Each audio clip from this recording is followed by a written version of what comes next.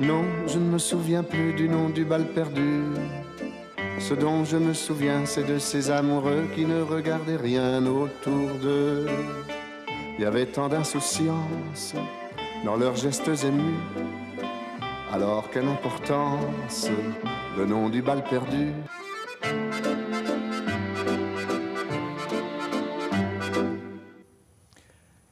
Papa se tient droit sur sa chaise, les mains posées bien à plat sur les cuisses, comme en ont décidé les convenances.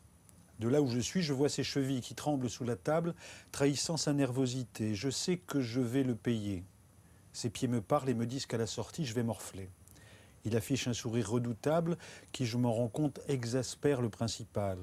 Il ne faut pas oublier que mon père est cadre supérieur dans une entreprise qui marche à merveille et qu'il estime avoir toutes les raisons du monde pour regarder le directeur avec condescendance, lui qui a si bien su faire son trou dans la société.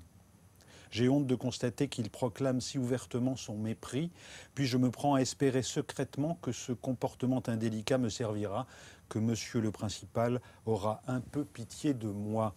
Voilà ce qu'on peut lire dans Et je prendrai tout ce qu'il y a à prendre, roman chez Viviane Ami, qui est signé Céline Laperto. Nous en parlerons dans une seconde. C'est Des mots de minuit numéro 536. En voici le sommaire.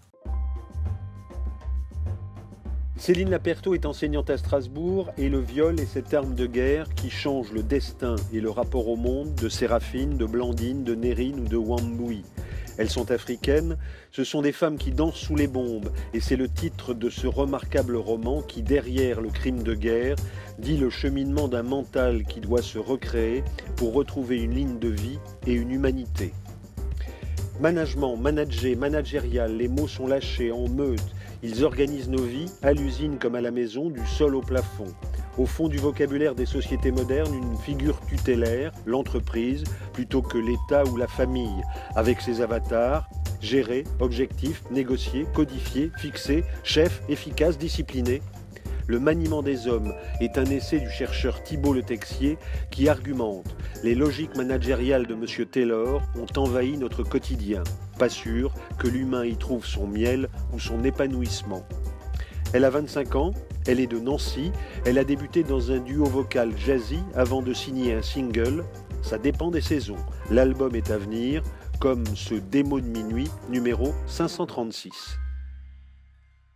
Thibault Le Texier, bonjour. Le maniement des hommes, la rationalité managériale, édition La Découverte.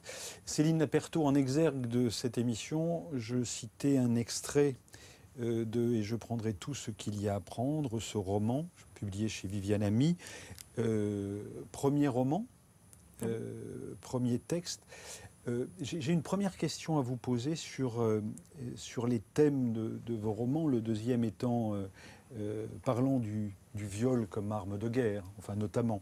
Le premier parle du parricide. Hein, cet homme, ce cadre tellement bien intégré dans la société, est un tortionnaire et il sera tué par sa fille de 17 ans. Ma première question porte sur la dureté de vos sujets ou des deux premiers sujets de vos deux premiers livres. D'où vient-elle cette dureté ?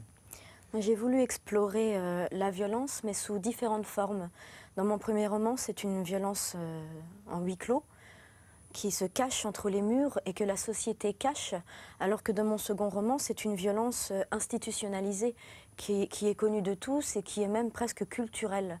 Donc c'était une manière d'explorer vraiment la violence dans deux continents différents, avec une appréciation différente aussi du rapport homme-femme. Voilà, et je prendrai tout ce qu'il y a à prendre. Charlotte ne trouve pas vraiment d'oreille qui l'écoute, précisément parce qu'elle a un père parfaitement intégré à la société. Et c'est ce genre de réussite qu'on a envie de voir et on ne préfère pas déterrer. Et on ne préfère pas voir ce qui se cache dans certaines fissures. Dans les deux cas, notion centrale chez vous, c'est le silence aussi. Oui. Charlotte se tait hein, et elle ne peut qu'écrire. Mm. On parle de violence. Est-ce qu'il y a une violence managériale aujourd'hui alors que dans votre livre, vous montrez très bien que le management managé, a été aussi à l'origine quelque chose qui avait à voir avec l'émancipation sociale. Aujourd'hui, on peut avoir l'impression, donc le management arrive à la charnière des 19e et 20e siècles comme comment dirais-je, préoccupation des ingénieurs. Et à l'époque, il y a une volonté d'émancipation sociale, que ce soit à la maison, parce que c'est là que ça commence, plutôt qu'à l'usine, et ensuite dans l'usine et dans l'industrie. Aujourd'hui, on a l'impression qu'on est reparti vers un management violent, ou en tout cas assez peu prenant en considération l'humain. Oui, tout à fait. Enfin, le management, c'est une façon d'exercer le pouvoir. La gestion, c'est une domination. Donc, il y a une part de violence, mais c'est une violence, contrairement à celle que tu décris, qui est beaucoup plus sourde, qui est une violence qui passe par l'objectivation, par la standardisation, par des équipements, qui va être inscrite dans des instruments de travail, plutôt qu'une violence d'homme à homme, on va dire, une violence personnalisée. C'est au contraire quelque chose qui va vraiment passer par l'impersonnalisation, la froideur, plus que dans une domination très personnelle. Le viol comme arme de guerre, toujours chez Viviane Ami, des femmes qui dansent sous les bombes. Comment est-ce que vous avez moins de 30 ans? J'ai 30 ans pile. Vous avez 30 ans, bon anniversaire. Comment est-ce que vous arrivez à l'écriture et à la littérature? Comment moi je suis arrivée à l'écriture et à la littérature? Je ne saurais pas vraiment répondre à cette question. Je pense que c'est un long cheminement. J'ai lu très très tôt et des romans qui n'étaient pas nécessairement de mon âge, je pense. Je ne suis pas passée par la case roman jeunesse. Je n'ai pas connu ça. Donc j'ai été attirée très tôt par de grands classiques et des romans très sombres. Ça a peut-être formé aussi mon écriture. Et j'ai toujours été attirée par les romans de la violence, les romans de l'exploration psychologique. Et dès que j'ai commencé à écrire... Au début, j'ai fait un petit peu comme toutes les jeunes filles, j'écris des petits poèmes sous le soleil, le vent, les dauphins. Mais quand j'ai commencé à prendre conscience que ce que je faisais, ça s'appelait écrire, j'ai commencé à explorer des sujets bien plus profonds. Et vous, comme chercheur, vous êtes rattaché à l'université de Nice, vous êtes chercheur. Quand est-ce que ça naît, ce besoin de chercher chez vous? Ça naît de la rencontre avec un objet. C'est vraiment le management que je ne connaissais pas du tout. Je n'ai pas fait d'études d'économie ou de gestion. Et ce qui m'intéressait, c'était la science politique. Et je suis tombé sur cet objet, la gestion. En sciences politiques, en philosophie, en voilà, économie c'est aussi. plutôt, je m'interrogeais sur le pouvoir. Et donc, je suis tombé sur l'entreprise, qui est un objet assez ignoré, en fait, dans la recherche. Et ça m'a vraiment passionné, quoi. J'ai commencé à lire des manuels de gestion et à découvrir en fait une façon de penser le pouvoir, de penser la politique qui m'a vraiment interpellé, happé. Et donc je suis vraiment tombé dans cet objet. C'est un objet qui m'a entraîné en fait dans son univers. Céline, est-ce que vous feriez lire vos livres à vos élèves? Vous enseignez les lettres modernes à Schiltigheim, c'est près de Strasbourg. Est-ce que vous leur feriez lire vos livres? Non, parce que moi j'enseigne en collège et j'estime qu'ils sont encore un petit peu jeunes. Je sais qu'ils sont lus par des secondes et des premières, puisque j'ai déjà fait des interventions au lycée. Mais en revanche, j'estime qu'au collège, ils n'ont peut-être pas la maturité suffisante encore pour comprendre exactement tout ce qu'il y a dans ces romans. Pourtant, vous faites écrire au juge qui va décider de son sort, vous faites écrire la petite fille qui a 7 ans. Oui, bien sûr. Après, ça reste un personnage de fiction et c'est vrai que j'enseigne en ZEP, donc j'ai en face de moi beaucoup d'enfants, l'enfance un peu cabossée, des enfants qui eux-mêmes vivent des choses plutôt compliquées. Pour autant, ça reste quand même des enfants, ça reste des élèves qui ont une part dans l'enfance et qui ont un parcours de lecteur assez difficile, puisque moi j'enseigne à des élèves qui relèvent du FLE, des nouveaux arrivants. Et je pense qu'ils ont déjà assez à faire. Et pour l'instant, je pense que ça ne serait pas tellement indiqué de leur faire lire ce type de roman-là, en tout cas. Je laisse 2 secondes de côté des femmes qui dansent sous les bombes, dont on dira le plus grand bien, mais du premier aussi. Et je reviens sur votre premier roman. Parce que vous parlez d'enfance cabossée. Et je trouve qu'il y a quelque chose d'extrêmement important que vous dites dans ce livre, des rapports mère-fille. Et des rapports femme-femme dans ce livre-là. Des rapports mère-fille, vous dites, face à cette femme de cadre supérieur qui ne dit rien des tortures subies par sa fille. Vous faites dire à Charlotte dans ce livre, j'ai depuis longtemps cessé de regarder maman comme ma mère pour ne la voir que comme une femme et pas la meilleure d'entre toutes les femmes. Je suppose que je devais chercher les causes, excuser les faiblesses, comprendre les erreurs, fermer les yeux sur les bassesses. Oui, je suppose que pour faire plaisir au plus grand nombre, je devrais la considérer comme une victime, mais au fond de moi, je sens que ce serait comme me déposséder de mon statut. Les faits sont simples. Une jeune fille a tué son père après 10 années de maltraitance. Pour me sauver, je dois être la seule victime. Puis-je faire preuve d'indulgence en de telles circonstances ? Ce que vous dites, c'est ce qu'a pu dire à un autre moment dans un autre livre Sœur Chalandon, Profession du père, la mère qui regarde à distance ou laisse faire le tortionnaire, qui est le père. D'où vous vient cette connaissance étonnante, c'est vrai dans vos 2 livres, de la psychologie et de ce qui fait qu'on peut ne pas comprendre, mais on peut regarder quelqu'un qui est à ce point soumise pour le coup, cette mère, ou d'autres femmes, les femmes africaines qui sont dans un rapport de soumission aussi par rapport à l'homme, par rapport au guerrier. Moi, je pense que c'est un mélange de beaucoup de choses, probablement de mes failles personnelles aussi, que je suis capable d'exploiter, de mes très nombreuses lectures, et je pense aussi que c'est aussi le rôle de l'écrivain. Si on sait vraiment écrire, si on est vraiment fait pour ça, on doit être capable d'interpréter nos personnages et de fouiller au plus profond. C'est ça la beauté de l'écriture, c'est qu'on rentre dans l'être humain. Je compare ça aux comédiens. C'est un rôle de composition. On doit être capable d'incarner l'autre. Donc j'ai dû fouiller très profondément en moi pour devenir Charlotte, mais aussi pour devenir, pour le roman suivant, Séraphine, Blandine, Mélusine. C'est un travail d'interprétation, de composition. Il faut vraiment... c'est physique, beaucoup plus qu'on ne peut le croire. C'est très physique parce qu'on cherche vraiment en nous-mêmes les plus profondes vérités et la justesse. Comment est-ce que vous écrivez techniquement? C'est quoi votre technique d'écriture? Ça dépend des endroits, ça dépend où je me trouve. J'ai toujours un carnet dans mon sac ou que je laisse dans ma chambre aussi la nuit, on ne sait jamais, pour poser mes idées parce que je ne veux pas les perdre. Mais j'écris aussi beaucoup directement sur ordinateur. Donc j'ai un petit peu les 2 techniques. Alors, France 3, le 21 novembre 2008, diffusait ce sujet. Ce sont des témoignages d'adolescentes en République démocratique du Congo, dans le Nord Kivu. Dans ce sujet, il y a le docteur Mukwege qui répare les blessures de ces femmes qui sont violées. Écoutez, regardez, c'est le thème de votre livre. Ces femmes sont des rescapées. Âgées de 11 à 60 ans, elles ont toutes subi des viols, des mutilations sexuelles, des actes de barbarie.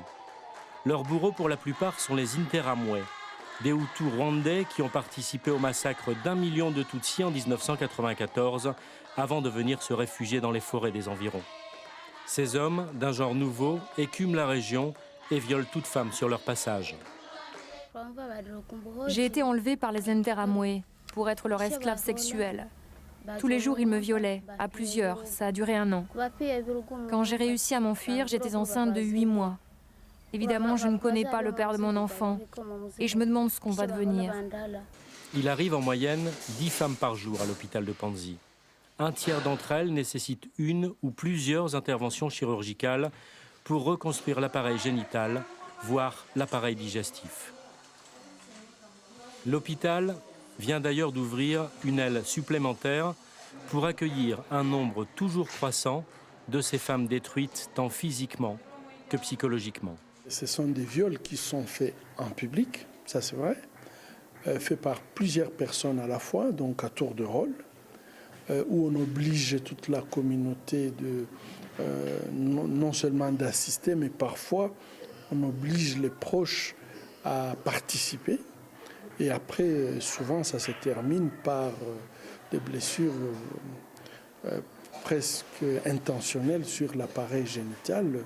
C'est comme si, en fait, on voulait détruire la vie à l'origine.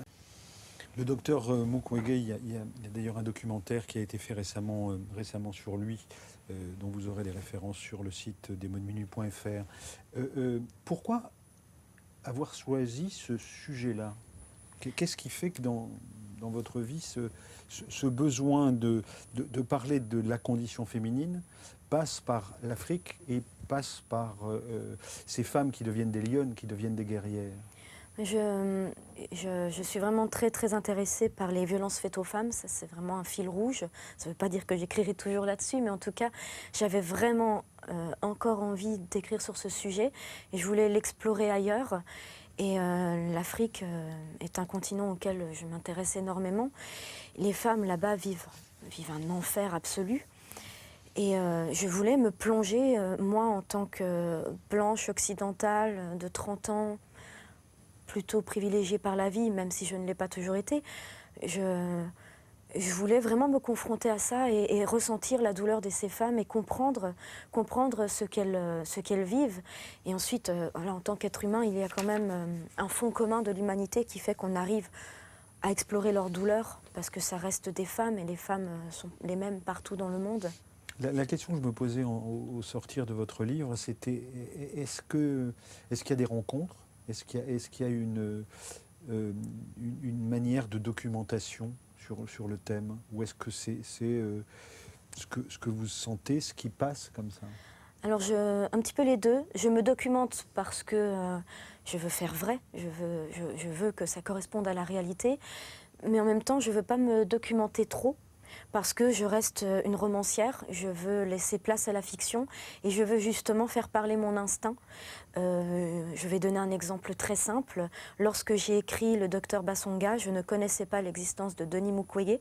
Donc je pense que c'est là qu'on touche réellement à ce qu'est un écrivain. Lorsqu'on plonge vraiment dans son histoire, lorsqu'on la maîtrise d'instinct, on touche à certaines vérités sans le vouloir. Donc si on fait trop de recherches, peut-être qu'on va fausser la justesse de notre ton. Donc en passant Mukwege, vous dites-vous, hein, on a bien senti Bassonga, hein, puisque là, votre... Oui. Et j'aime bien ce clin d'œil. Nul besoin de situer un pays, une frontière pour dire que Séraphine, héroïne, côte, guillemets, souffre comme un homme, pisse et crache le sang comme un homme, des grenades dans les poches de son pantalon, des kalachnikovs et des mortiers légers dans le creux de ses mains. Elle ignore si elle est forte ou faible, les armes sont fortes pour elle, et ce qui meurt dans le creux de son ventre renaît dans ses doigts quand elle tient le couteau. Elle avance coûte que coûte, fait défiler des prières dans sa tête quand elle a le temps d'y penser, des citations de la Bible qu'elle ingurgite depuis 8 mois lui tiennent chaud, quand elle avance pas à pas dans la forêt et qu'elle a froid. Elle sait que le combat est à la gloire de Dieu et que sa gloire à elle, toute personnelle, viendra plus tard, quand le pays se relèvera. Elle a trouvé sa famille. Cette mutation, hein, l'idée de perdre sa famille, puisque sa famille a été massacrée, qu'elle-même a été violée, cette mutation passe forcément par le couteau, oui. Comme dans le premier livre, hein, oui. Cela dit en passant. Est-ce qu'elle est tenable, cette famille de lionnes? Est-ce que on voit bien le passage à la revanche, à la nécessité de réécrire autrement et de métaboliser sa propre histoire. Mais est-ce que de votre point de vue, c'est tenable, cette femme guerrière? Jusqu'à un certain point, je pense. Là, j'ai laissé volontairement le roman ouvert. On ne sait pas vraiment ce que va devenir Séraphine. Mais on sait par exemple que Blandine, au bout de 7 ans, finit par s'écrouler. Donc c'est tenable jusqu'à un certain point. En tout cas, c'est un moment privilégié de l'existence, puisque c'est ce qui permet à Séraphine quand même de tenir debout et de reconstruire sa vie et de trouver une nouvelle logique à son existence, quand elle sort de la clinique, elle n'a plus vraiment de logique à son existence. Donc même si ça ne dure qu'un temps, c'est quand même un temps qui est essentiel à la reconstruction de sa vie. Avec les chansons qui vont avec, et je vous poserai ensuite une question sur la structure, vous avez des structures de romans assez singulières. Donc les slogans guerriers, quiconque me marche dessus, je le tue, quiconque attente à ma vie, je le tue, quiconque tente de grignoter ma maigre parcelle de vie, je le tue, je le tue, je le tue, quiconque dit que les femmes ne savent pas tuer, je le tue, j'ai des griffes plus tranchantes que les petits canifs, toujours les canifs, hein, des miliciens. C'est toujours... vous les écrivez vous-même, ces chansons de guerrières? Ces petites litanies-là, oui. Je pense qu'elles me viennent de mon rapport à la poésie, puisque j'ai commencé l'écriture par la poésie, et je pense que c'est l'essence même de mon écriture. J'ai une écriture très imagée et très musicale qui vient de cette pratique aussi de la poésie. Et l'architecture, et je prendrai tout ce qu'il y a à prendre, vous avez... c'est un cahier écrit par la parricide et en même temps construit avec des chapitres, quelques courtes phrases qui séquencent le propos. Même chose, là, il y a besoin de séquencer dans l'architecture de vos... Oui, je pense que j'ai une écriture assez vive, assez nerveuse, qui doit aussi correspondre à ma personnalité, très nécessairement. Et parce que je recherche toujours le rythme. J'ai besoin de trouver un certain rythme, et ça passe aussi par la construction des phrases. Je veux une certaine rythmique dans mon écriture. Question centrale, elle apparaît dans votre premier roman, dans le deuxième également, c'est la présence de l'œil de la caméra, puisque on a une caméra qui vient enquêter. Hein, et de la caméra, vous dites ceci. Alors vous vous pointez là dans notre bivouac, vous vous pointez avec votre micro, votre calepin, votre caméra, vous filmez nos larmes et notre repentir.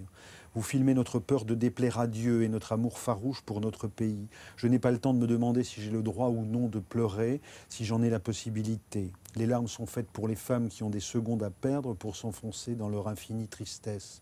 Quand on se bat au plus profond de la forêt, quand on compose avec des éléments aussi dangereux que les balles de l'ennemi qui fusent et percutent les feuilles des arbres, on ne s'imagine pas un instant qu'une larme serait notre libération. Et vous êtes là, en face de nous, les Séraphine, Blandine, Mélusine, Capucine, Chat, Dina.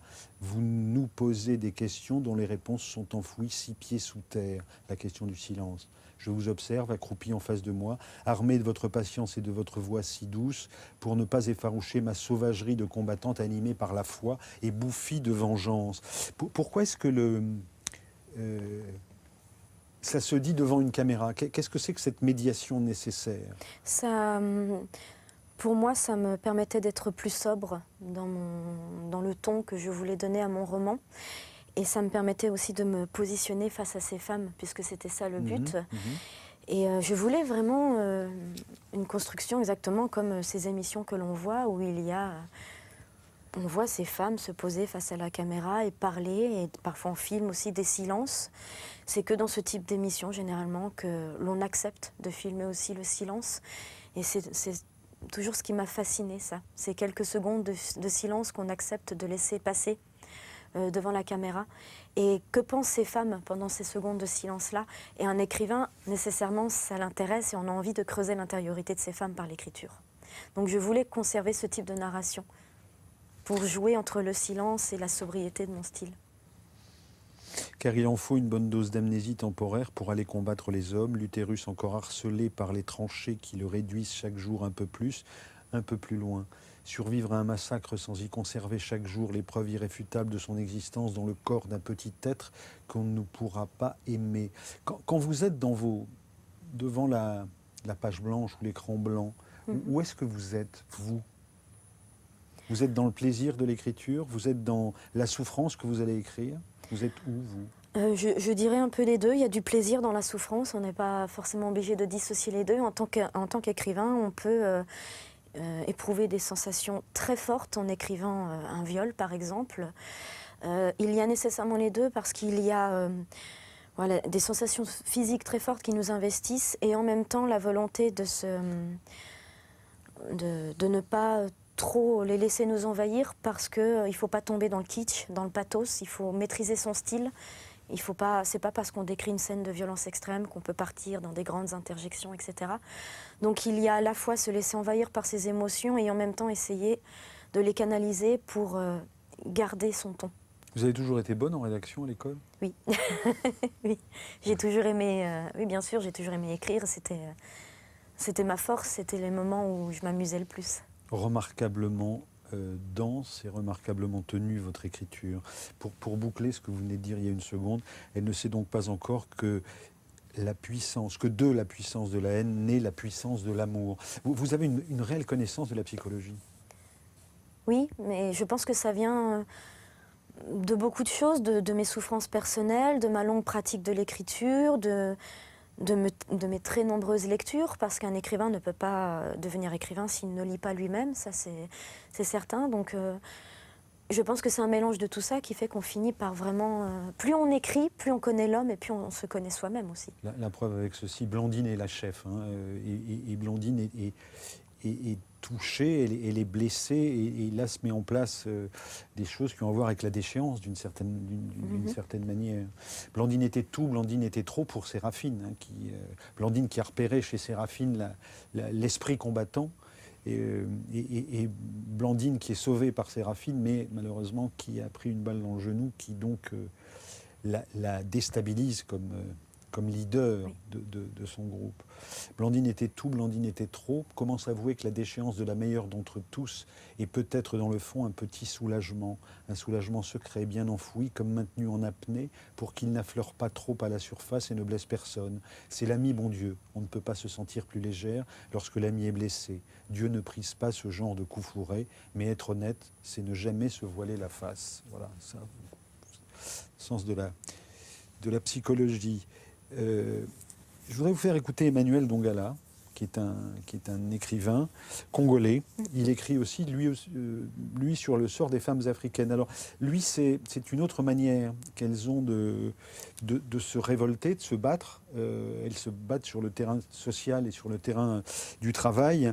Il était l'invité des Mots de Minuit pour son livre « Photos de groupe au bord du fleuve », hein, publié chez Actes Sud. Il est aux côtés d'Elie Medeiros et de Slava. Alors Slava est un clown et il avait sur le plateau explosé un oreiller. C'est pour ça que tout le monde a des plumes sur lui. Regardez. Ce que j'ai voulu faire aussi, c'est parler de l'oppression spécifique des femmes. Parce qu'on est dans une société, la société africaine, la femme vraiment est encore opprimée, soit par les traditions, soit par... même s'il y a des textes de loi, des belles phrases dans la Constitution pour l'égalité des femmes, mais dans la réalité, c'est toujours la tradition qui l'emporte. Donc j'ai voulu montrer ça aussi. Et tant que les femmes ne se battent pas elles-mêmes et arrachent quelque chose d'elles-mêmes, elles ne sortiront pas de cette situation. Parce que quand ça leur est donné, il y a beaucoup d'Africains, de pays africains qui nomment des femmes ministres, vous voyez, qui nomment des femmes à des postes importants, mais ça ne reflète pas la réalité de la société. Commentaire sur ce que dit Dongala? Je suis tout à fait d'accord. Je pense que il y a vraiment tout à faire chez les femmes dans ce continent. Elles sont encore tellement maltraitées. Je sais qu'en France, voilà, il y a encore des terrains sur lesquels les femmes se battent. Mais globalement, moi, je me sens privilégiée. Voilà, je me sens le droit de vivre, d'exprimer mes idées. Je pense qu'il y a des continents où les femmes sont infiniment plus maltraitées. Et moi, j'ai mal pour ces femmes africaines. Et j'espère qu'elles vont pouvoir se relever comme ces femmes que j'évoque. Et d'ailleurs, ça existe. Ces femmes dont je parle, elles existent, puisqu'il suffit de penser aux femmes kurdes, à l'armée des femmes kurdes qui combattent les soldats de Daesh, qui se font appeler les lionnes de Peshawar. Il y a des femmes qui commencent vraiment à se réveiller et qui en ont assez de leur statut, de leur servitude. Espoir fou de n'être capturé ni par un camp ni par l'autre, simplement échapper à l'enfer des balles qui sifflent, trouver une maison, un champ, cueillir, labourer, vendre, construire une maison, se marier, faire des enfants, mourir de vieillesse dans son lit. Ne plus jamais voir un homme se planquer dans la forêt pour faire exploser une jeep pleine de monde à coups de lance-roquettes. Ne plus jamais voir des femmes se retenir de pleurer en tendant les billets soutirés aux paysannes. Ne plus manger de riz bouilli à moitié. Ne plus se prendre des calottes parce qu'on n'a pas envie d'empoigner l'AK-47. Parce qu'on s'en fout bien de la guerre. Se faufiler derrière les arbres et attendre. Il n'y a plus que cela à faire pour sauver sa peau. Voilà. La guerre et puis le possible après la guerre pour les enfants qui sont capturés à un moment d'action militaire. Vous ne faites pas la distinction entre, finalement, au total, entre les rebelles et l'armée régulière. puisque la rebelle prisonnière, finalement, deviendra la meilleure amie de Séraphine. Il y a lieu de distinguer ou pas, d'avoir un point de vue moral sur ce qui peut se passer dans certains pays, la libération, pas la libération, etc. Moi, je me garderais bien, je ne vis pas là-bas, donc je me garderais bien de porter un jugement. Là, la narration que j'ai choisie, il me fallait un jugement tranché, puisque Séraphine, pour elle, les miliciens, c'est le diable incarné. Et l'armée régulière sont du bon côté. Ensuite, Mélusine vient nuancer ce propos. Mélusine vient lui montrer qu'il faut qu'elle soit plus douce aussi dans ses jugements, puisque Mélusine a intégré la milice, mais parce qu'elle pensait vraiment faire le bon choix. Elle pensait vraiment que les miliciens combattaient pour la justice et pour relever le pays.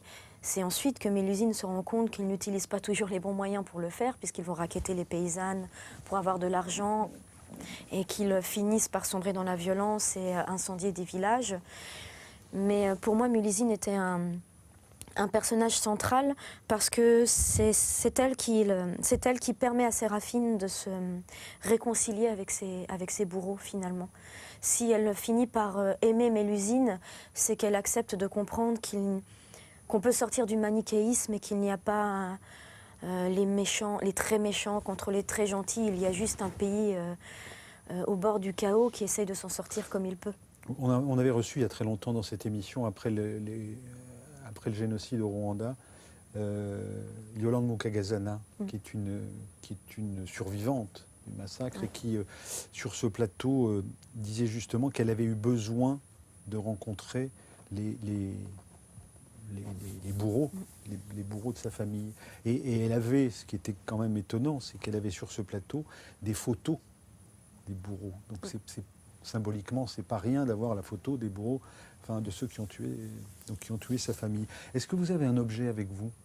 Oui, j'ai apporté un objet bien spécifique pour moi. Qu'est-ce que c'est ? C'est mon tout premier cahier. J'avais 11, 12, 13 ans, c'est mon cahier de poésie, puisque je vous disais tout à l'heure que j'ai commencé par l'écriture de poèmes. Bon, alors c'est des petites poésies, quoique il y en a certaines qui sont déjà assez sombres. J'avais un univers marqué, mais c'est un cahier qui compte, puisque ce sont mes premiers poèmes de jeune fille. Et les brumes de ce paysage se déparent lentement sur les villages, c'est ça ? Je ne sais plus. Je les ai écrits il y a longtemps. Se déplace peut-être. Bon. C'était manuscrit. Oui. Oui.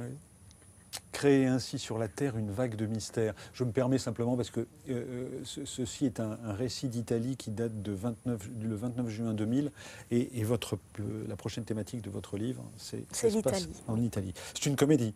Pas du tout. Je crois que je suis très souriante dans la vie. Par contre, je n'écris pas des choses très souriantes et je ne suis pas sûre qu'un jour j'arrive à le faire. Thibault, qu'avez-vous entendu de ce qu'a dit votre voisine ? Beaucoup de choses. J'avais eu la chance de lire son premier roman qui m'avait glacé le sang par sa dureté et sa force. Je trouve que c'est une très belle écriture, très sensible. Et ça me touche aussi ce que tu dis sur l'Afrique. Moi, j'ai eu la chance de pouvoir passer un peu de temps là-bas et de voir le courage de ces femmes qui sont souvent assez maltraitées, alors que pourtant, ce sont elles qui font tourner les choses là-bas. Ce sont souvent les femmes qui travaillent dans les champs, qui font tourner le commerce aussi, et pourtant qui ont assez peu de reconnaissance sociale. Donc c'est... On continue cette conversation dans une seconde. Je vous propose d'écouter Laura Cahen, entre-temps, 25 ans, parcours déjà remarqué dans la chanson française. Elle est originaire de Nancy. Elle a d'abord créé un duo vocal jazzy avant de voler toute seule, comme une grande. Ça dépend des saisons. C'est une ballade aérienne, amoureuse. Et a priori, c'est le point de départ d'un album prometteur à venir.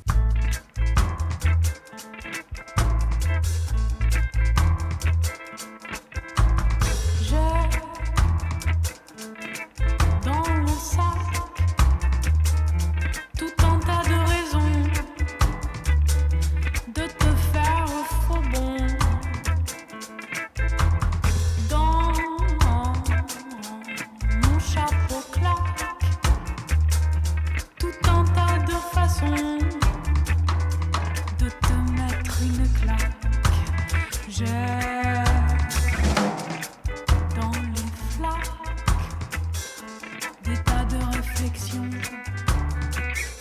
sur tes qu'en dira-t-on. Dans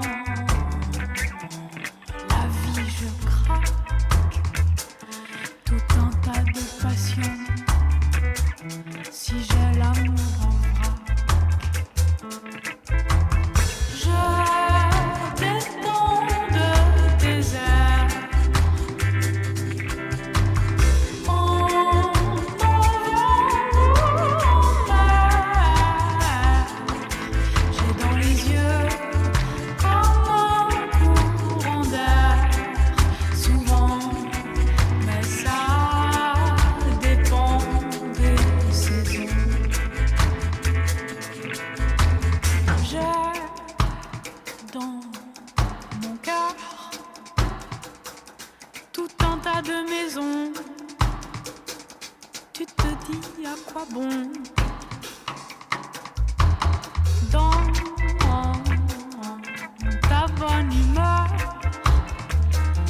tout un tas de chansons où je te dis qu'ailleurs j'ai dans les fleurs des tas de diversions. Et quand dînera-t-on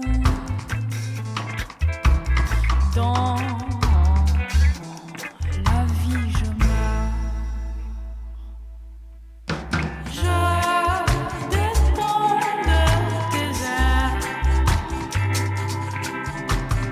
en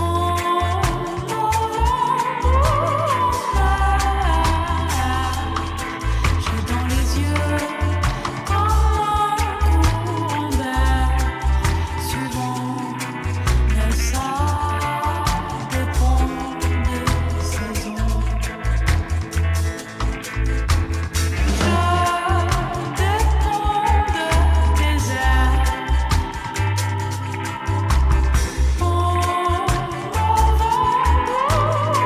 de tes airs en j'ai dans les yeux comme un courant d'air, souvent, mais ça dépend des saisons. Ça dépend des saisons. Mais ça dépend des saisons.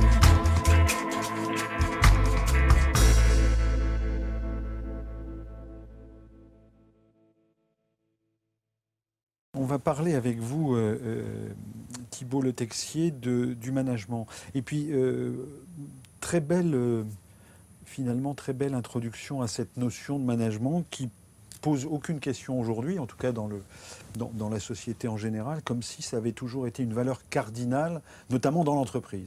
Or, vous cassez un certain nombre d'idées reçues dans un livre passionnant à lire, parce que le management, c'est aussi bien cette idée qu'on peut prendre soin de l'autre, ce qui n'est plus forcément le cas aujourd'hui, et le management, ça peut aussi concerner la manière de faire le baba au rhum. Bon. Et donc les idées reçues, vous cassez, et elles sont plutôt intéressantes, c'est l'idée que le management n'est pas forcément, première idée, associé à l'entreprise. Le management, c'est d'abord domestique. Comment est-ce que, pourquoi d'ailleurs donc l'origine du management, avant ça concernait quoi? Quand on parlait en anglais de management, c'était au XVIIIe siècle, dans le cadre de la famille, dans le cadre domestique, c'était l'organisation de la ferme, du foyer familial. Donc on disait qu'on manageait les enfants, on manageait les femmes enceintes, on manageait les vieillards, on manageait les animaux de la ferme. Et ça voulait dire essentiellement prendre soin. Le manager type, c'était une ménagère, et la proximité des termes est en soi très parlante. Et le manager type, c'était un enfant, en gros. Et puis petit à petit, le terme a été repris par des ingénieurs, et là, la dimension de soin a complètement été escamotée, et on lui a privilégié la dimension de contrôle.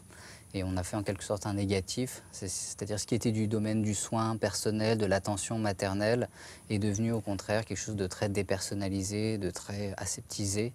Et on a voulu casser tous les liens de proximité, de parenté, de tous les liens personnels qu'il y a les managers et les managés au profit de relations très impersonnelles, très objectivées.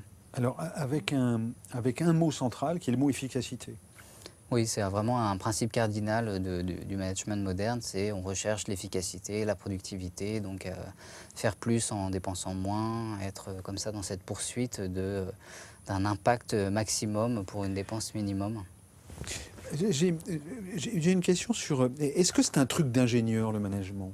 Alors, vous dites qu'à la bascule du 19e, 20e siècle, notamment aux États-Unis, et Frédéric Taylor arrive à ce moment-là, le taylorisme, vous dites qu'à ce moment-là, pour des questions démographiques, pour des questions comment dirais-je, de productivité dans l'entreprise, et vous dites qu'à ce moment-là, le management devient un truc d'ingénieur. Et on a presque l'impression que c'est un truc d'ingénieur. Et vous avez la précision suivante, vous dites que ce n'est pas une idéologie. Oui. Et alors, qu'est-ce que c'est que ce truc d'ingénieur qui n'est pas une idéologie et qui a comme référence principale ou cardinale l'efficacité ? Au départ, dans les entreprises, les ouvriers s'organisaient eux-mêmes. Ils avaient des équipes, il y avait des équipes avec un contremaître, et puis ils allaient négocier avec le patron de l'entreprise une certaine tâche pour laquelle il faisait un devis, on se mettait d'accord, et ensuite les ouvriers s'organisaient comme ils voulaient. Souvent, ils possédaient leurs propres outils. Et petit à petit, avec la diffusion du salariat, en fait, les travailleurs ont signé des contrats avec des patrons pour être durablement soumis à la logique du patron. Et donc, ils n'étaient plus maîtres de l'organisation de leur travail, c'est le patron qui leur disait comment s'organiser. Et les ingénieurs, dans cette affaire-là, eux, pendant très longtemps, ils s'occupaient uniquement d'organiser les machines, les engines en anglais, d'où vient le mot ingénieur, c'est l'engine, c'est le moteur. Et c'était comme ça qu'on pensait faire le plus de gains de productivité. Et puis petit à petit, on est arrivé à une sorte de seuil de productivité des machines, et on a tourné les regards vers les ouvriers. Et on s'est dit, les ingénieurs, enfin en tout cas pas tous, mais une poignée, dont Frédéric Taylor, se sont dit, si maintenant on veut vraiment faire des gains d'efficacité et de productivité, ce ne sont plus les machines que l'on doit machiner, ce sont les individus. Et ils ont plaqué la logique de la machine sur les individus. Et donc la logique de la machine, c'est la logique de l'efficacité, c'est la logique de la production motrice, et ils ont comme ça pris cet imaginaire de la machine pour la plaquer sur les individus. Et en ce sens-là, je dis que ce n'est pas une idéologie, parce que c'était, pour moi, une idéologie, c'est quelque chose, c'est une façon de penser qui va être développée par une avant-garde pour prendre le contrôle dans la société. Alors que là, c'est quelque chose d'assez diffus, qui a été développé à différents endroits en même temps, et qui a visé à prendre le contrôle dans les entreprises, mais plus tard, en fait. Au départ, c'est vraiment quelque chose qui s'est développé de façon un petit peu innocente, en tâtonnant, en discutant. Ils ne savaient pas tellement ce qu'ils faisaient, en fait. Et au lieu d'avoir une grande théorie dont ils auraient cherché l'application, ils avaient une application dont ils cherchaient la théorie. Est-ce qu'aujourd'hui, vous diriez la même chose ? Aujourd'hui, le management, qu'est-ce que c'est aujourd'hui le management qui est passé entre-temps par les RH, oui. les ressources humaines, parce que avant on avait l'ingénierie, et puis avec la psychologie, la sociologie, on est passé au RH, etc. Oui. Mais toujours dans le but de mieux contrôler ou de mieux mécaniser les individus. Alors j'ai noté, vous faites dire, vous prenez chez Taylor par exemple cette phrase qui est emblématique: dans le passé l'homme était premier, désormais c'est le système qui doit l'être. Et aujourd'hui on a l'impression quand même que tout ceci s'est retourné, puisque vous nous disiez il s'agissait de prendre soin du bébé. L'ouvrier aujourd'hui, d'abord on se demande s'il existe, et deux, quand il est dans la rue, etc., on n'a pas l'impression qu'on prend vraiment soin de lui encore. Non, la dimension du soin a complètement disparu du management moderne. Au contraire, maintenant, les activités de soins vont être rationalisées comme des activités d'ouvriers d'usine, quelque part. Et on va demander aux médecins, aux infirmiers, par exemple, de se rationaliser, de se comptabiliser comme ont pu le faire les ouvriers. Donc on va au contraire tayloriser le soin. Alors, une chose que vous notez, hein, votre livre est très agréable à lire. C'est un essai extrêmement et remarquablement documenté. Et vous écrivez ceci, par exemple. Alors, je picore, alors que pour le coup, vous êtes extrêmement structuré. Mais ceci, par exemple, et c'est très intéressant. À partir des années 1950, le manager orchestre la mutabilité permanente des différents segments dont se compose une organisation et ses membres. L'entreprise semble alors se dissoudre en un acide projet perpétuellement fluctuant. Elle devient un paquet modifiable de ressources humaines et professionnelles, résume l'économiste Robin Maris. Peter Drucker écrit typiquement en 1957 « Nous ne voyons pas le changement altérer l'ordre, en mieux ou en pire, nous voyons le changement comme étant l'ordre lui-même. En ce sens, poursuit-il 35 ans plus tard, l'organisation moderne doit être organisée pour le changement perpétuel. » Et c'est vrai que quand on écoute un peu la société aujourd'hui, on a l'impression qu'il faut tout le temps bouger. Oui, tout à fait. Alors je pensais justement notamment au conflit chez Orange il y a quelques années où effectivement on avait ces témoignages où les gens devaient changer en permanence et d'emploi et de fonction et de lieu, forcément, parce que le lieu est aussi organisé. Oui, tout à fait. Enfin, je pense que pour comprendre le management, il faut voir contre quoi ça s'inscrit. Et ça s'inscrit contre un ordre classique du 19e siècle qui était beaucoup plus basé sur la tradition, sur la perpétuation d'un ordre, sur la conservation d'un équilibre. Et au contraire, le management va se définir comme quelque chose de cette mutabilité permanente, ce besoin de tout changer, cette idée qu'il n'y a rien de stable et il n'y a rien d'immuable. Tout peut être modifié, la façon dont on parle, dont on se tient, dont on va communiquer, dont on va ressentir des émotions, tout ça, le manager peut potentiellement en prendre le contrôle et le modifier. Donc à travers des formations, à travers du coaching, par exemple, on va pouvoir agir même sur des dimensions de l'individu qu'on pense être inatteignables. Donc on va dire, par exemple, il faut restructurer l'inconscient, il faut restructurer la culture des individus pour qu'ils s'identifient à leur entreprise, pour qu'ils adhèrent à certaines valeurs comme l'efficacité, la productivité et ainsi de suite. Donc il y a vraiment cette idée de malléabilité de l'être humain. Voici un exemple moderne de taylorisme. C'est la recherche de bien-être pour les salariés et forcément dans l'exact chemin que vous venez de prendre. C'est-à-dire on veut le bien du salarié, mais pas forcément pour son bien à lui, mais pour le bien évidemment de l'entreprise. Regardez, c'est un sujet d'il y a quelques semaines au journal de 20h, c'était sur France 2. Ils sont consultants, managers ou assistants de direction. Ils travaillent tous dans la même entreprise de conseil, mais aujourd'hui au programme, pas d'études de marché. Alors notre sujet aujourd'hui, donc la famille à l'ère digitale, comment mieux gérer les écrans à la maison. Pendant 2 heures, leur société leur offre les services de cette coach parentale. Anne Pémira va s'immiscer dans leur vie privée pour leur apprendre à dire stop aux tablettes et écrans à la maison. Les participants en sont conscients, si leur entreprise les aide à concilier travail et famille, ce n'est pas désintéressé, c'est pour les fidéliser. Des entreprises de plus en plus nombreuses à investir pour le bien-être de leurs salariés. Cette multinationale dépense chaque année 10 millions d'euros. Ici, les 1600 employés peuvent profiter de nombreux services. Conciergerie, crèche d'entreprise, manucure ou encore salle de sport. Une stratégie gagnante pour l'entreprise. Non seulement elle fidélise ses salariés, mais elle attire aussi de nouveaux talents. Les candidats regardent aujourd'hui tout ce qui se passe dans une entreprise. Les services participent réellement, je pense, au choix qui va être fait en définitive par un candidat entre telle ou telle entreprise. Pour cet expert, il existe un danger. Certaines entreprises mettraient en avant ces services, mais l'encadrement demanderait en contrepartie toujours plus à ses salariés. Si le salarié accède à un service de conciergerie, par exemple, mais continue à être appelé le dimanche après-midi ou à recevoir des mails à 23h le soir avec une demande de réponse urgente, ce salarié-là, il ne va pas être satisfait.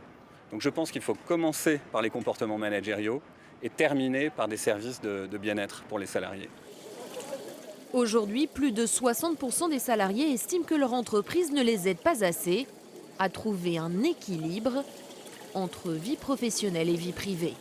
Que pense l'auteur, le chercheur que vous êtes de ce que vous venez de voir ? On a l'impression que c'est bien, finalement. Oui, bah, tout est dit dans le reportage. On voit comment l'entreprise va comme ça s'immiscer dans toutes les dimensions de la vie personnelle, donc en proposant à ses employés de leur faire du coaching parental, en proposant des services de conciergerie, en se souciant de leur santé, de leur bien-être, de la façon dont ils vont se nourrir, de l'exercice qu'ils peuvent faire. Donc il n'y a aucune dimension de l'être humain qui est laissée en dehors de l'équation. On a vraiment cette idée presque totalitaire en fait, de contrôle de l'individu, mais toujours avec cette finalité de l'efficacité, de la productivité. La finalité, ce n'est pas l'humain, c'est le rendu, c'est le produit fini. Ça veut dire que c'est utile de le faire, mais qu'il faudrait sans doute envisager les conséquences, envisager d'autres conséquences que celles du bénéfice de l'actionnaire, du capitaliste ou de l'entreprise. Il faut que la finalité, ce soit l'humain, ce ne soit pas le travail à accomplir. Et là, il y a quelque chose, je trouve, de très infantilisant comme ça, dans cette façon. Et on voit que les individus sont demandeurs aussi. On a l'impression qu'ils attendent que l'entreprise ait un papa et une maman, en quelque sorte, et qu'ils se tournent vers l'entreprise pour dire qu'est-ce que je dois faire, quelle solution avec mes enfants dans le travail, le week-end, qu'est-ce que je dois manger, comment je dois me comporter. Et la technologie permet ça. Évidemment, et la technologie aussi imprime sur la société une certaine idée de mutabilité, de changement. Donc tous les 6 mois, il y a un nouveau téléphone, il y a un nouveau ceci, un nouveau cela. Donc on est aussi en permanence déstabilisé dans nos habitudes.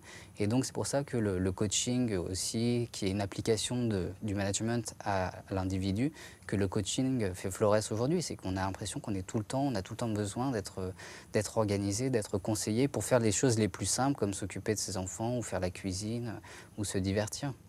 Je vous lis ceci, par exemple, qui montre bien que l'idée de management a phagocyté tous les secteurs de la vie, parce que les sciences sociales le permettent encore plus, parce que la technologie le permet encore plus, au-delà de la comptabilité de 4 décennies plus tôt. Après la Seconde Guerre mondiale, le statut, la sociabilité, la sensibilité démocratique, le sentiment d'accomplissement ou encore le stress deviennent eux aussi mesurables et manipulables aux fins d'une efficacité accrue des travailleurs. À ces variables ont été ajoutées depuis les capacités individuelles à animer, participer, négocier, convaincre, proposer, déléguer, créer une ambiance, socialisée, positiver, stimuler les initiatives, tenir une équipe en main, être d'une humeur stable, anticiper, changer, innover, motiver, mais aussi à être autonome, attentif, flexible, disponible, motivé, concentré, constructif, entreprenant et optimiste. Au début des années 80, il apparaît par exemple que tous ces trucs que vous avez laissés de côté pendant longtemps parce qu'ils étaient difficiles à manier, irrationnels, intuitifs et informels, eh bien ils peuvent être managés. Comme le font remarquer à leurs lecteurs les auteurs de l'un des ouvrages de management les plus vendus ces 30 dernières années, les invitant à gérer davantage la subjectivité, les croyances et l'identité des employés. L'inconscient peut être entraîné, avance même quelques années plus tard un professeur réputé de management au MIT, Massachusetts Institute of Technology. C'est quand même pas rien le MIT. C'est à ce point de totalitarisme, parce qu'on peut... Oui, enfin pour moi c'est quelque chose. Donc c'est pas dans le livre, je ne vais pas jusque-là dans le livre, mais dans mon avis personnel, c'est qu'il y a quelque chose d'assez totalitaire en fait dans ça. Une sorte de totalitaire. D'une religion, dites-vous aussi. Oui, mais il y a quand même ce désir d'emprise totale sur l'individu. Donc là, c'est l'extrait que vous avez lu, où il n'y a plus aucune dimension. Même on va entraîner l'inconscient, donc même quelque chose qui paraît inaccessible, complètement à l'intérieur, dans les profondeurs de l'individu. On va aller le chercher et le manipuler aux fins d'une productivité accrue. Donc il y a cette volonté quand même d'encadrer complètement l'individu dans sa dimension personnelle, mais aussi dans ses relations sociales. On va étudier... le travail en équipe, comment les gens interagissent entre eux, est-ce qu'ils sont plutôt bavards ou réservés, est-ce qu'ils sont plutôt expansifs ou pas, et on va essayer de manipuler ça pour produire des équipes qui sont plus productives, plus performantes. Dans votre livre, vous expliquez que le manager s'est constitué par son savoir. Et entre le patron et l'ouvrier, qui ont des motivations différentes, vous estimez, vous, que le manager se constitue par son savoir. C'est la manière d'occuper sa place. Il a le savoir, il a la culture. Bon, il a une forme de culture. Marx disait, le manager, c'est celui qui tient avec le patron contre l'ouvrier. Aujourd'hui, est-ce qu'il y a une classe est-ce que le manager est une classe sociale? Je pense que pendant très longtemps, au XXe siècle, c'est les cadres, les managers qui étaient le cœur battant de la classe moyenne en Europe et aux États-Unis. Et Ouais. c'est pour ça aussi que le management a été très peu critiqué. C'est que c'était une figure familière, contrairement au grand patron, par exemple, qui est une figure un petit peu fantasmée, mythologique et lointaine. Le manager, c'est quelqu'un qu'on connaît. On a tous le tonton manager, où on est soi-même cadre. Donc c'est une figure comme ça très, très proche. Et je pense qu'aujourd'hui, dans la société, tout le monde se dit plus ou moins cadre. Tout le monde est chef de projet ou tout le monde est en cadre, même 2 personnes. Et donc, j'ai l'impression que c'est aussi un idéal. Tout le monde aussi voudrait être cadre ou s'élever dans la hiérarchie des cadres. Et donc, c'est comme ça une figure qui est difficile à critiquer puisqu'elle est porteuse d'un idéal social. Et je pense que socialement, c'est une classe très importante, oui.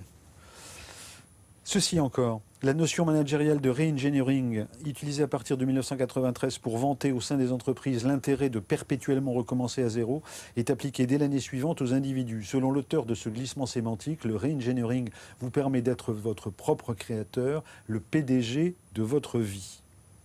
Comment faire? Toutes les expériences que vous avez vécues constituent les pièces et les matières premières à partir desquelles vous pouvez vous fabriquer du tout au tout si vous le souhaitez. Vous devez être délibérément conçu, choisi et managé, recommande pareillement l'un des plus célèbres professeurs de la Harvard Business School qui ajoute « Créez la culture que vous voulez pour votre famille, ne vous contentez pas des réglages par défaut ». Tout ceci est... Il y a plein de notes, plein de bas de page, donc c'est extrêmement documenté et référencé.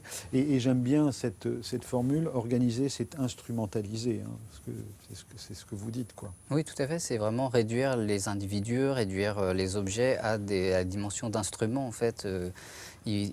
Tout doit être tourné vers une finalité. Il n'y a plus rien qui n'existe sans raison, en fait. Il faut que tout puisse être pris sous un contrôle pour être mis en ordre pour une finalité donnée, y compris l'individu.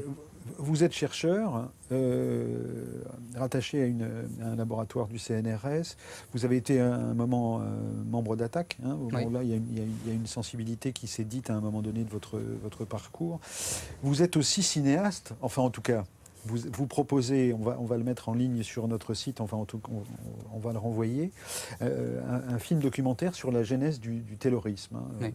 Et je voudrais que vous nous disiez qui sont Marjorie et Ernest. Alors Marjorie, c'est la femme au foyer, et Ernest, c'est évidemment le cadre, enfin en tout cas, et ils échangent. Et Ernest est parti en stage pour voir comment ça fonctionnait dans l'entreprise, enfin un peu plus loin. C'est pas évident, hein, leur histoire, mais en même temps, vous avez une patte formidable pour montrer comment le management est autant domestique qu'entrepreneurial. Extrait. Comme je te le disais, Madame Coguin m'a prêté de nombreux magazines.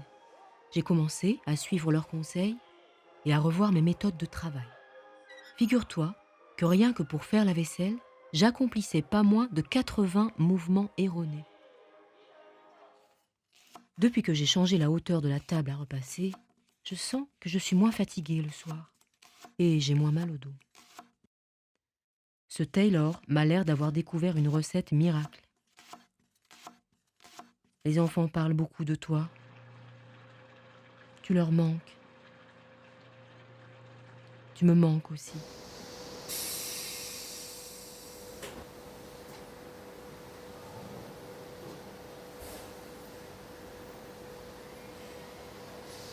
Ma chère Marjorie,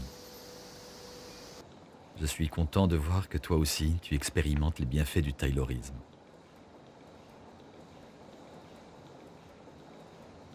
Pour ma part, je suis un peu déçu. L'ambiance dans l'usine s'est dégradée. Il y a eu des accidents. Certains contremaîtres se plaignent des cadences. Leur hostilité me met mal à l'aise. La plupart acceptent cependant nos méthodes. Ceux qui produisent 4 ou 5 fois plus qu'avant gagnent presque 2 fois plus. Thibault Le Texier, commentaire sur ce film que vous avez réalisé, document d'archives d'époque, etc. Hein, donc, et vous remettez chez Marjorie et son mari ingénieur, vous remettez des témoignages, en tout cas que vous avez trouvés dans les textes des traités de management. Dans les manuels de l'époque, en fait, ce sont des manuels des années 1910 que j'ai utilisés pour écrire les textes. Donc ce qu'on entend quand elle dit je me suis rendu compte que je faisais 80 mouvements erronés quand je faisais la vaisselle », ça c'est des citations de manuels de management domestique. Parce que dès 1900-1910, il y a des femmes qui ont importé le taylorisme dans le foyer domestique pour rationaliser les tâches. Et donc à un moment, on voit un schéma de cuisine comme ça avec des pointillés au sol. C'est parce qu'on s'est mis à organiser la cuisine comme une chaîne d'assemblage et à faire...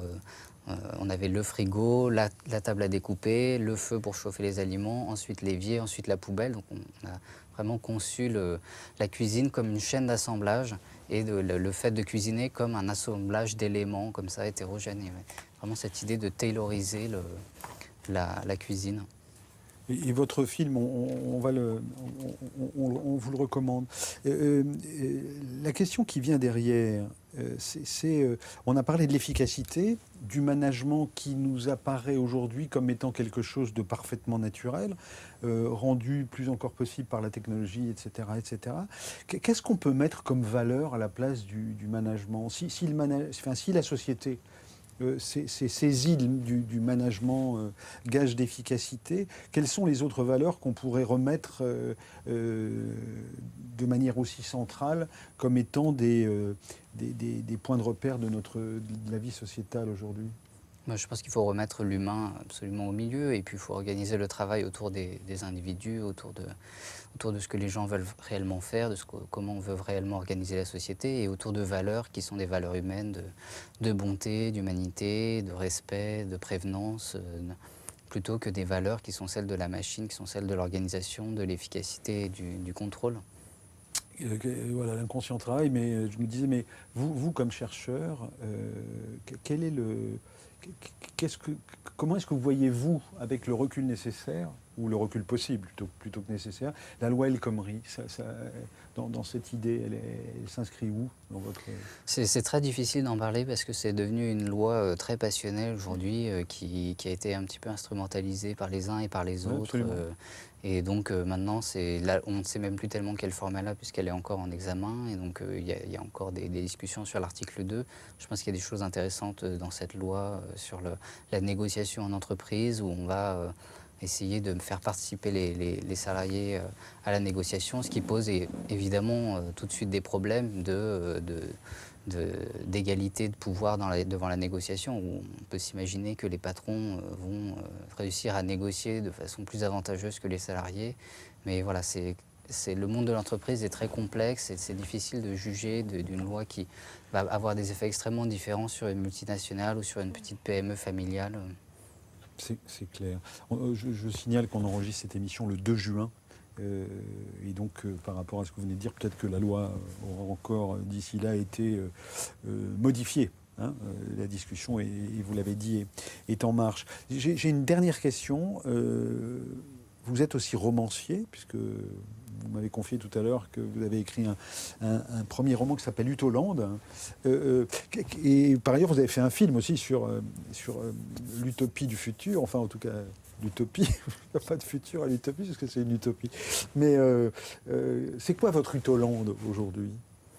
Le roman que j'ai écrit, c'est essayer d'imaginer un univers qui serait entièrement régi par les lois du management et de l'entreprise, puisque aujourd'hui, le monde dans lequel on est a un long héritage et l'entreprise ne peut pas pleinement exprimer sa logique, puisqu'il y a l'Église, la famille, l'État qui continuent à imposer un rythme, à imposer des valeurs dans la société. Donc j'ai essayé d'imaginer un univers qui serait entièrement pur de ces interférences étatiques, religieuses, familiales, et de voir comment ça fonctionnerait. Donc j'ai mélangé un peu des endroits comme les centres commerciaux, Dubaï, les Club Med, Center Parks, comme ça, qui sont des bulles entrepreneuriales dédiées à la consommation, au loisir et à l'organisation des individus. C'est gay ? Non. Bon, voilà. Est-ce que vous avez un objet avec vous ? Non. Non ? Je voulais amener une carte de bibliothèque, parce que c'est peut-être le seul objet auquel je tiens. Mais non, comme on disait tout à l'heure, je trouve que aujourd'hui, et c'est sans doute mes recherches qui m'ont sensibilisé à ça, mais les objets sont beaucoup des artefacts qu'on utilise pour pour exercer un pouvoir sur les individus. Et donc j'ai essayé un peu de me dématérialiser, de me défaire de mes penchants de propriétaire. Et donc j'ai vendu une partie de ma bibliothèque et je possède assez... La bibliothèque, ça. La bibliothèque, c'est dur, mais voilà, j'ai ma carte de bibliothèque, donc j'ai accès à beaucoup plus de livres que j'en avais avant. Vous avez votre carte de bibliothèque. J'imagine que vous n'avez pas de télévision? Non. Vous n'avez pas de téléphone portable? Non. Vous n'avez pas de voiture? Non. Vous avez un chien? Oui. C'est pas un objet. Comment s'appelle-t-il? Il s'appelle Patate. Patate? Oui. Céline, qu'avez-vous entendu de votre voisin? J'ai entendu effectivement que je suis d'accord avec lui sur le fait qu'il faut vraiment remettre l'humain au centre de notre façon de concevoir la vie, le travail. Moi, en tant qu'enseignante, de toute façon, je travaille avec de l'humain. Et je constate que même dans ce métier-là, on a tendance à toujours rechercher l'efficacité dans les statistiques, le brevet, le bac, etc. Il faut toujours être meilleur, il faut toujours être le pays européen le plus compétent, etc. etc. Et on pressurise un petit peu tout le monde autour, les enseignants, il y a que dans l'accueil des élèves. réfugiés qu'on n'est pas forcément performant et compétent. Hein, mais... Bien sûr. Donc c'est vrai qu'il est temps de repenser un petit peu en termes d'humain et non en termes d'efficacité, de productivité, de rapidité, de statistiques toujours plus performants pour montrer qu'on est les meilleurs dans certains domaines. Je suis bien d'accord avec ça. Et ne pas annexer l'éducation au système de travail et de ne pas préparer les enfants au monde du travail en disant, voilà, vous êtes en 3e et vous devez déjà réfléchir au poste que vous pourrez occuper dans la formation ne doit pas se substituer à l'éducation. Parfait, ben, je le dis avec grand plaisir, c'est un grand plaisir de vous recevoir et merci de nous donner cette vitalité, cette qualité littéraire, cette curiosité documentaire. C'est la fin de cette émission, merci de nous avoir suivis. Vous retrouvez toutes les références de ce dont nous avons parlé et vous retrouvez le film aussi. Votre film, on le retrouve on va le mettre sur notre site. Fin de cette émission. La peine de mort n'a toujours pas été abolie aux États-Unis, par exemple, mais il y a bien d'autres pays où elle existe. Il y a toujours surpopulation dans les prisons françaises, et on peut désormais ajouter qu'en Méditerranée, c'est toujours la honte. Des enfants meurent tous les jours, et il n'est jamais question de s'y habituer. À bientôt, merci. Non, je ne me souviens plus du nom du bal perdu. Ce dont je me souviens, c'est de ces amoureux qui ne regardaient rien autour d'eux. Il y avait tant d'insouciance dans leurs gestes émus. Alors quelle importance, le nom du bal perdu.